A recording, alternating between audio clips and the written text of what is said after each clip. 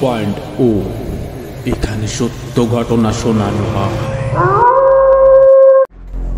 আমাদের জীবনে প্রতিদিন অনেক কিছু ঘটে যার ব্যাখ্যা আমরা কোনোদিন দিতে পারি না। মানুষের সাথে ঘটে যাওয়া এমন কিছু ঘটনা নিয়ে আমাদের এই হরর 2.0। ওয়েলকাম ব্যাক, সকলকে স্বাগত হরর 2.0 9 নাম্বার এপিসোডে। সঙ্গে আমি আছি সৌমিক। আজকের ঘটনাটি পাঠিয়েছে ইমতিয়াজ যেভাবে ঘটনাটি লিখে পাঠিয়েছে ঠিক সেভাবে তোমাদের পড়ে শোনাবো। এই ছোট্ট একটি ঘটনা আমার জীবনটা পাল্টে দিয়েছে। আমি জানি না আমার এই ঘটনা তোমাদের কেমন লাগবে। অনেক দিন করে বলবো কিন্তু বলতে পারছিলাম না। আজ সাহস করে বলে ফেললাম। আমার বাড়ি রাজেন্দ্রপুরে। পড়াশোনাটা ঢাকাতেই করেছি, কিন্তু চাকরির জন্য আমাকে যেতে হবে পাবনাতে। পাবনার শহরটা আমার কাছে একদম অপরিচিত ছিল। কোনো আত্মীয় স্বজন ছিল না পাবনার শহরে, তাই বাধ্য হয়ে একটা ম্যাচে উঠেছিলাম। বেশ ভালোই চলছিল দিনকাল। সকালে বেরিয়ে পড়তাম অফিসে, বিকালে ফেরার পথে ঘুরে ঘুরে দেখতাম পাবনার শহরটা। তারপর একটা সময় ফিরে চলে আসতাম ম্যাচেতে। কিছু কারণে এখানে ম্যাচটির নাম বলছি না। খুব ছোট ছিল ম্যাচটা, ছোট একটা বাড়ির মতো। সব মিলিয়ে 9টা রুম ছিল। নিচে আমি যে রুমটিতে থাকতাম সে রুমে আমার সঙ্গে আরো 2জন ছিল। সমস্যা ছিল একটা, বিদ্যুৎ চলে গেলে গরমে আর ওই রুমে থাকার সম্ভব হতো না। অনেক দিন ধরে ভাবছিলাম কিছুদিন ছুটি নিয়ে ঢাকাতে ঘুরতে যাব। এমন যখন ভাবছিলাম ঠিক তখনই একটা ঈদের ছুটি পড়ল। আমিও বাড়ি চলে আসি। এতদিনে অনেক কিছু ঘটে যায় পাবনার ওই ছোট ম্যাচটিতে। আমি তার কিছুই জানি না। ঈদের ছুটি কাটিয়ে আমি আবার চাকরিতে জয়েন করলাম। আমি অবাক হয়ে লক্ষ্য করলাম দোতলার পশ্চিম পাশের কর্নারের রুমটা তালাবদ্ধ। দেখে যেন আমার মনে এক আনন্দ খেলে গেল। ভাবলাম এই রুমটা হয়তো ছেড়ে দেওয়া হয়েছে। ম্যাচটি যে দেখাশোনা করত তার সঙ্গে দেখা করলাম। বললাম রুমটা ভাড়া নিতে চাই। কথাটা শুনে এমন অদ্ভুতভাবে আমার দিকে তাকালো, যেন আমি কোনো অদ্ভুত অপরাধ করে ফেলেছি। আমি তাকে অনেকভাবে বুঝিয়ে বলছিলাম আমি এই রুমটাতে একা থাকতে চাই, কিন্তু তিনি কিছুতেই রাজি হচ্ছিলেন না। কি যেন একটা বলবো করে বলতে পারছিল না। শেষমেশ তিনি রুমটি দিতে রাজি হয়ে গেলেন। আর ঘটনার শুরু এখান থেকে। সেদিন আমার যত আসবাবপত্র ছিল সেগুলো নিয়ে আমি ঝটপট উঠে পড়লাম নতুন রুমটিতে। কারণ দুজনের সাথে শেয়ার করে থাকা একেবারে দায়বদ্ধ বলে মনে করছিলাম। পশ্চিম দিকের কর্নারের এই রুমটা একটু বড় বড় 2টি জানালা রয়েছে। নিজের মতো রুমটাকে পরিষ্কার করে সাজিয়ে নিলাম। সেদিন আর অফিস যাওয়া হলো না। এতটা ক্লান্ত হয়ে গেছিলাম যে কখন ঘুমিয়ে পড়লাম কিছু বুঝতে পারলাম না। সকালে উঠে অফিস চলে গেলাম। দুপুরে ফেরার পথে ভাবলাম ঘরের জন্য কিছু আসবাবপত্র নিয়ে যাই। যদিও একা থাকি, তারপরও বাজার থেকে কিছু আসবাবপত্র নিলাম। তার মতো একটা বড় আয়না। আমার ছোটবেলা থেকেই আয়না দেখার খুব শখ, তাই বাজার থেকে একটা বড় আয়না কিনে আনলাম। ম্যাচে পৌঁছেই দরজাটা খুলতেই যেন একটা গরম হাওয়া আমার শরীরে এসে লাগে। আমি একটু অবাক হয়ে গেলাম। পরে ভাবলাম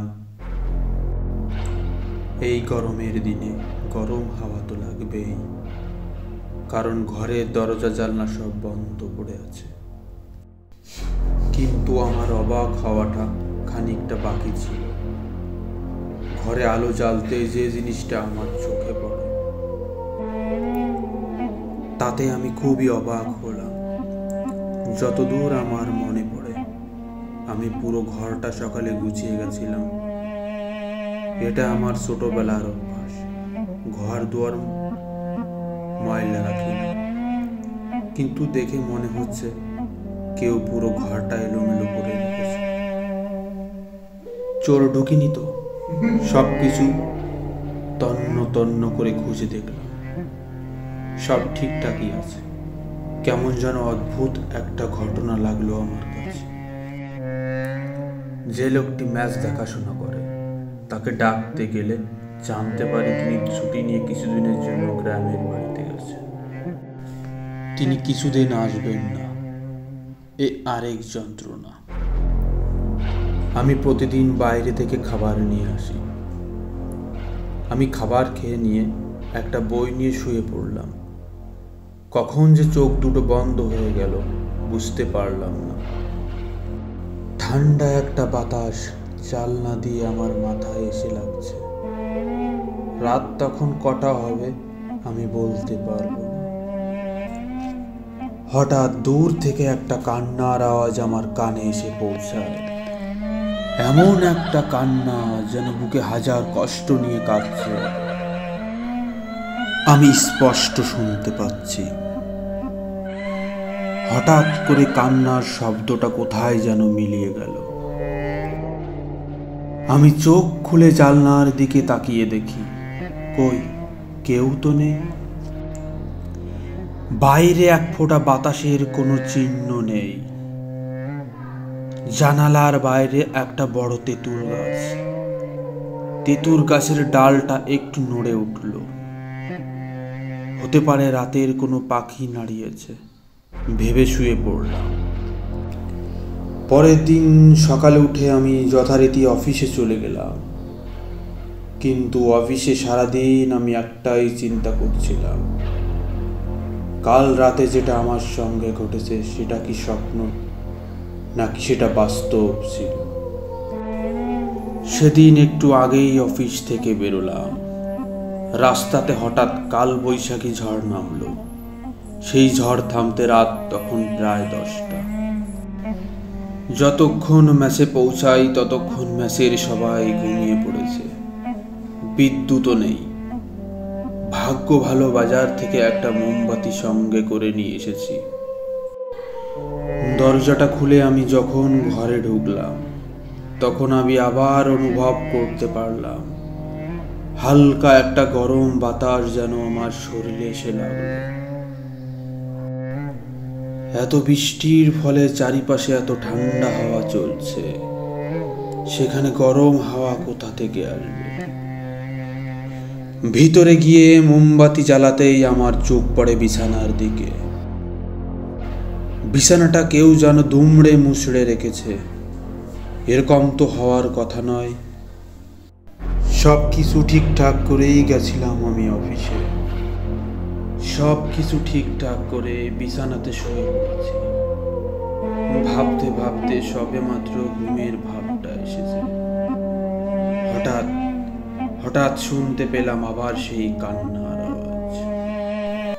আমি স্পষ্ট শুনতে পাচ্ছি 10-12 বছরের একটি মেয়ে এমন ভাবে কাঁদছে যেন শুনে আমার পুরো শরীরটার ভয়ে রক্ত ঠান্ডা হয়ে আসছে। এক ঝটকায় আমি বিছানাতে উঠে বসলাম। তখন রাত প্রায় 1টা বেজে গেছে। মোমবাতিটা জ্বলতে জ্বলতে একেবারে শেষ মুহূর্তে। দপ করে যে কোনো মুহূর্তে মোমবাতিটা বন্ধ হতে পারে। হঠাৎ কেমন যেন রুমের ভেতরটা একটু অন্ধকার হয়ে এলো।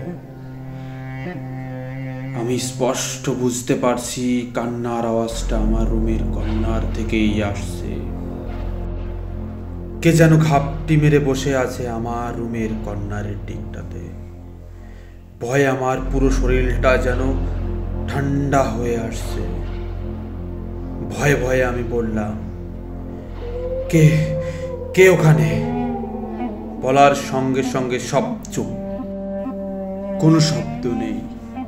তখন বাইরের চাঁদের আলোটা জানলা দিয়ে ভিতরে আসে। আমি তখন স্পষ্ট দেখতে পারি একটা 10-12 বছরের মেয়ে, যার পরনে সাদা পোশাক, চোখের কোনো অস্তিত্বই নেই, মুখটা একটু ফ্যাকাশে বর্ণের আছে। আমার দিকে মুখ তুলে তাকাতেই আমি ভয়ে চিৎকার করি, কিন্তু মনে হচ্ছিল কেউ যেন আমার গলার স্বরটাই বন্ধ করে দিয়েছে।